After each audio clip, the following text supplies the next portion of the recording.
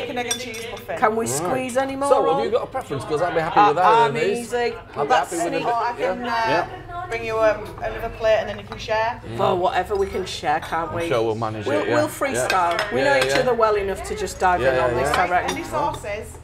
Oh, I think we're saucy. I'm saucy enough already. That looks amazing, just as it is. Thank you so much. Right, so let's just talk a little bit about Bransholme. You're working over on Bransholme. Bransholme Community Arts Enterprise.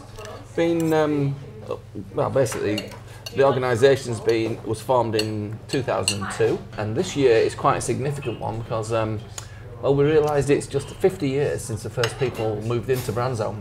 Allegedly, one of the biggest housing estates in Europe.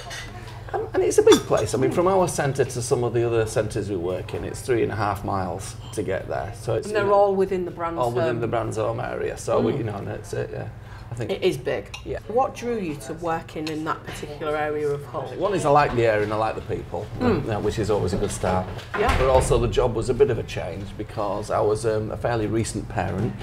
And this was a job I could work around my parenting, which is a really important part of my life. How did Tinker, how she kind of fitted into all that as you've settled in working on Bransholme? She visited she really likes it and she's come on to quite a few of the projects.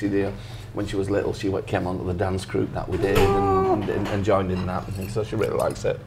So tell us a bit about what's been going on and what is going on over on Bransholme in this special year. So we're going to have a time capsule that's going to be buried or stuck in the wall somewhere in the centre. They're starting a renovation of the shopping centre and they're going to develop it, build some new bits, and hopefully there'll be a time capsule in there within the new park. Yeah. Wow. So the local schools are going to be popping in whatever they feel is appropriate for a 50-year time capsule, 50 years of the estate. Yeah, we've no idea what that will be yet, but we'll... I'm sure they'll come up with some great ideas. Yeah. They all live in the digital world now, so most of their things will be on digital photographs. And if you think back, if you just go back 10 or 15 years, the technology now, a lot of these kids won't even know what a CD is. That's true. They'll just be used to using phones and digital content. So, if you put a record in there, 50 years ago, who's got a record player now to play it? So we've got to think about future-proofing it. What would be? We've got to imagine. What's going to be the best format? Yeah. What can you put in there? So it's an interesting challenge, really, to help people imagine the future as well as it's not just about celebrating now and the past, is it? Yeah, so it's a little bit about imagining what could be and what their aspirations might be for the future as well. Lots of exciting things. You've also got, of course, Wayne, the other worker that works with Francis. What's he busy with at the moment? Well, we've just done a major project with 14 youth groups making huge banners. Great big colourful banners, and they've been up in the shopping centre throughout February. And another thing that Wayne's been doing was mainly with some of the groups of young people with learning difficulties that we work with. And it's made in Hull. So what they did with the young people, they created great big letters which stand about this high. From the floor? A good 4 foot high letters that stand on their own, 3D letters, and they spell out the words "Made in Hull." And then we've gone out in vans and minibuses with the kids to various locations around Hull to put them to do photography, so they're learning photography skills as well. And it's making them feel part of the city of culture. And some of these images are up in exhibition right now in the Library Theatre. Not the Library Theatre, in the library, in the cafe. Cafe area, Central Library in town, Yeah, because they've got a little cinema place and there's an exhibition space there. So some of the young people's work that we've been working with is there now. I bet that's really exciting for them to see it up displayed. But most of the work there is by a group on Saturday morning that Francis has been doing, which is for young adults with learning difficulties. And that's a new project that is specifically for the City of Culture. And that's a Saturday morning project, and that's a new venture. And that's working with City of Culture volunteers, so that's very different from the way we've done things in the past. Our main project is the Youth Arts Project at Youth Art Works, and that works with young people up to 18. We've just come into the end of a project which has been working with young people with disabilities, young adults really.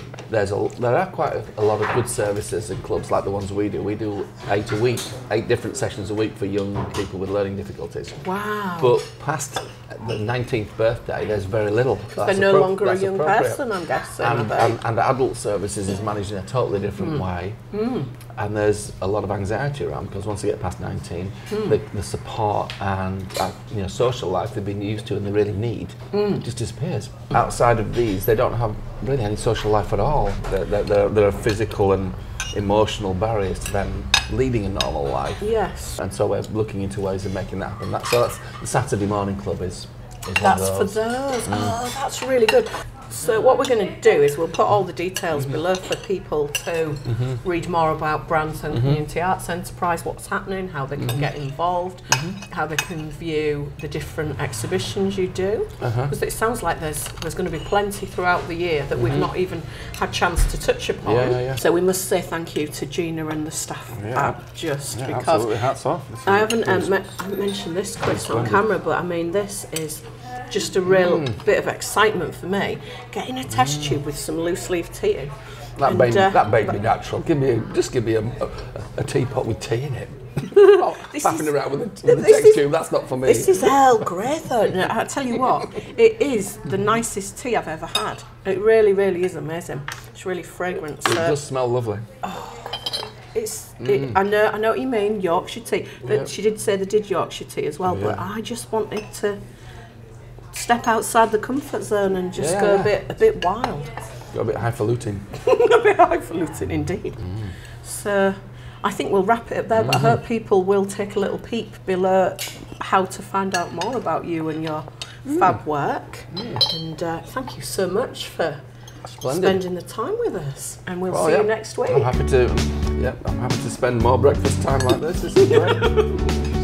I'm just cleaning every bit off the plate. I want to move to England, where people love their tea. So much they made a spot in the afternoon to drop everything and drink. I'll have Earl Grey every morning, chai in the afternoon.